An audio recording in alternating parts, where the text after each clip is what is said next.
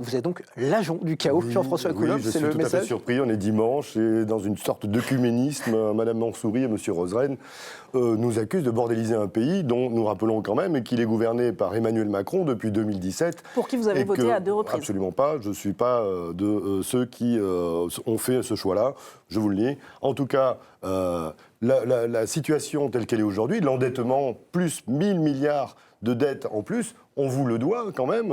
Il faut que les Français vous remercient pour cela, peut-être, mais en attendant, c'est vos groupes qui étaient au pouvoir.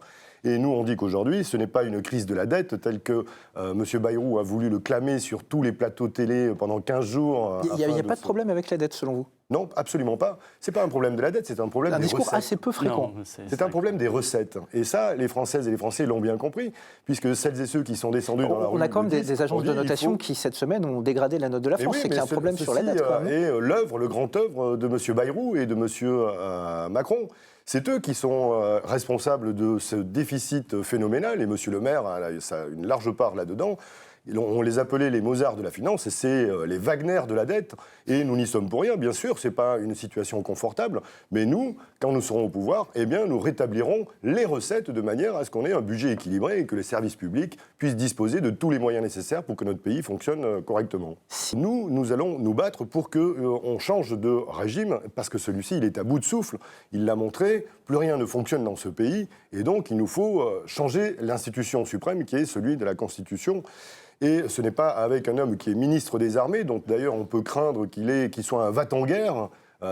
Pour changer la Constitution, il faudrait peut-être que vous ayez une majorité au Parlement. Alors et justement, sur les deux chambres. Justement, pourquoi il faut qu'il parte? Parce qu'il est illégitime, il est tout aussi illégitime que M. Bayrou, puisque ces deux premiers ministres sont issus d'un groupe politique qui a manifestement largement perdu les élections. Alors que c'est le nouveau Front Populaire... C'est le problème depuis 2024, c'est qu'il n'y a aucune majorité dans cette Assemblée. Mais si, il y a maintenant un groupe qui a gagné les élections, qui est le nouveau Front Populaire. On sent de plus en plus de dissensions au sein du nouveau Front Populaire, non? Mais oui, mais... La politique que nous avons proposée, le programme que nous avons signé, et je vous invite, Madame Battistel, avec votre groupe, à le respecter, puisque vous devez votre place et votre mandat à cet engagement envers les citoyens, eh bien, c'est de continuer à se battre pour le programme que les Françaises et les Français ont promu comme première place dans l'échiquier politique. On va laisser réagir Marine Ouellette. Il faut quand même rappeler que les recettes, c'est pas de l'argent magique, c'est de l'argent des Français. Donc augmenter les recettes, c'est augmenter les impôts. Oui, et les Français dont vous parlez, ce sont ceux qui ont plus de Donc, 100 millions d'euros. dans la justice, La taxe nous Zuckman, avons dit. 100 millions d'euros, je ne sais pas, il faudrait que vous le figuriez sous forme d'un volume. C'est la Et vous classe verriez moyenne que qui la trinque classe moyenne. 100 vous appelez millions les gens qui ont d'euros 100 millions d'euros la classe moyenne, Non, eh bien, non, je non. comprends que les gens descendent dans la Non, rue. mais augmenter comme les... ils le mais font c'est sérieux, augmenter les On a beaucoup de jeunes qui ont rejoint ce rassemblement et ces manifestations pour protester contre l'avenir pourri que le système macroniste leur promet. Parce qu'aujourd'hui, on a des étudiants qui ne peuvent plus suivre correctement leurs études, qui sont obligés d'aller à l'aide alimentaire. Et on a un grand nombre de nos compatriotes qui désormais sont en dessous du seuil de vivre, en dessous du seuil de pauvreté. C'est aussi le grand résultat de la Macronie pendant toutes ces années.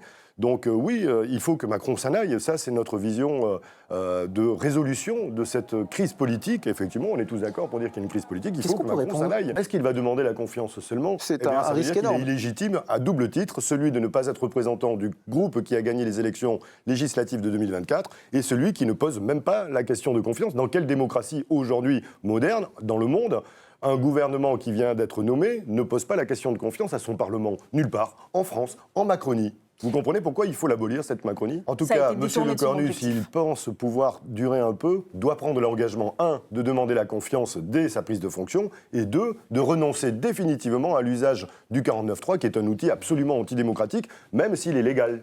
On peut être légal et antidémocratique. Le 49.3 empêche que les différents groupes puissent prendre des mesures comme la taxe Zuckman, l'imposition des hauts patrimoines, des hauts revenus, des multinationales, etc. Tout cela avait été voté et a été balayé lors du dernier budget.